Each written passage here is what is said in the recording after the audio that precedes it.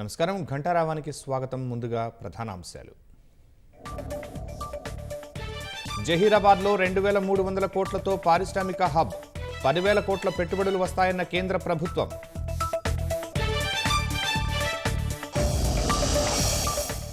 కవితకు 5 నెలల్లోనే బెయిల్ రావడంపై చర్చ జరుగుతోందన్న సీఎం. ఎంపీ ఎన్నికల్లో బీజేపీ కోసం బీఆర్ఎస్ పనిచేసిందని ఆరోపణ. ఎఫ్టీఎల్ బఫర్ జోన్లో ఎవరి నిర్మాణాలున్నా వదిలేది లేదు. నా కుటుంబం కబ్జా చేసినట్లు నిరూపిస్తే కూల్చివేస్తానన్న రేవంత్. జన్వాడ ఫామ్ హౌస్ వద్ద అధికారుల సర్వే, ఫిరంగి నాలా ఆక్రమణల నిర్ధారణపై వివరాల సేకరణ.